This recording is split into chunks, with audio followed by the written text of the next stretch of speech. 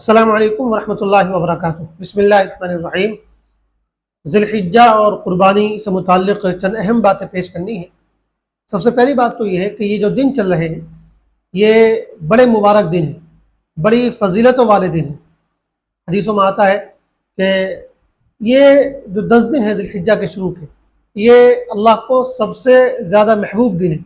ان دنوں میں جو عمل کیا جاتا ہے وہ اللہ کو سب سے زیادہ محبوب ہوتا ہے۔ ایک حدیث کے الفاظ ہے کہ ما من ایام العمل فیہن احب الی اللہ من هذه الایام العشر، کہ اللہ کو ان 10 دنوں میں کوئی نیک عمل جتنا محبوب اور پسندیدہ ہے اتنا کسی دوسرے دنوں کا محبوب اور پسندیدہ نہیں ہے۔ تو اس اعتبار سے یہ جو 10 دن ہیں، ان 10 دنوں کی ہمیں قدر کرنے کی ضرورت ہے۔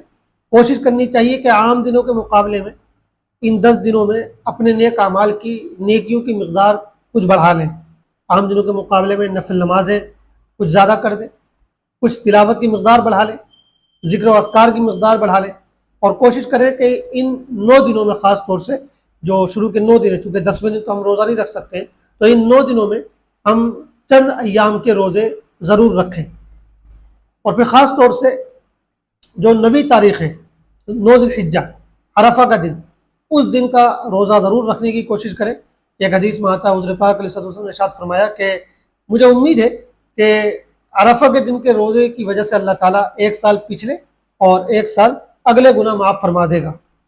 تو اس دن کا روزہ رکھنے کی ضرور کوشش کریں، اس کا اہتمام کریں، اس کی فکر کریں۔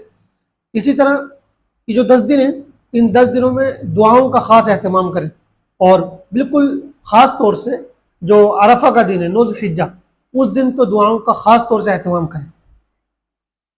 ان 10 دنوں میں جو ہم مختلف نیک کام کر سکتے ہیں، اور ہم نے ذکر کیا کہ ذکر و اذکار ہے، صدقہ و خیرات ہے، نمازیں ہیں، روزہ ہے، ان میں ہم تھوڑا اضافہ کر لیں عام دنوں کے مقابلے میں، تو خاص طور سے کچھ کلمات بھی حدیث میں بیان کیے گئے ہیں جو ان 10 دنوں میں ہمیں پڑھنے چاہیے۔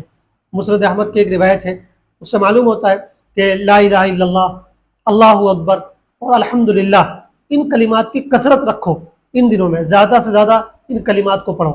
اور تکبیر تشریق کے بارے میں آتا ہے کہ صحابہ اکرام ان 10 دنوں میں بڑی کثرت کے ساتھ تکبیر تشریق پڑھتے تھے، چلتے پھرتے اٹھتے بیٹھتے وہ یہ کلمات پڑھتے رہتے تھے، اللہ اکبر، لا الہ الا اللہ واللہ اکبر، اللہ اکبر وللہ الحمد۔ یہ تکبیر تشریق ہے، ان 10 دنوں میں پڑھنے کی کوشش کرنی چاہیے۔ اور پھر خاص طور سے 9 ذی الحجہ کی فجر سے لے کر 13 ذی الحجہ کی عصر تک ہر نماز کے بعد، ہر فرض نماز کے بعد اس تکبیر کا پڑھنا واجب ہے۔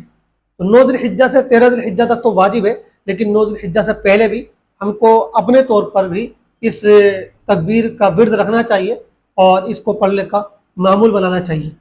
اور یہ جو تکبیر تشریق 9 ذی الحجہ کی فجر سے لے کے 13 ذی الحجہ کی عصر تک واجب ہے، یہ مردوں کے لیے بھی واجب ہے اور عورتوں کے لیے بھی واجب ہے۔ عام طور پر مرد حضرات تو پڑھ لیتے ہیں، کیونکہ مسجد میں کوئی نہ کوئی جب شروع کر دیتا تو لوگوں کو یاد آ جاتا ہے اور پھر لوگ پڑھنا شروع کر دیتے ہیں۔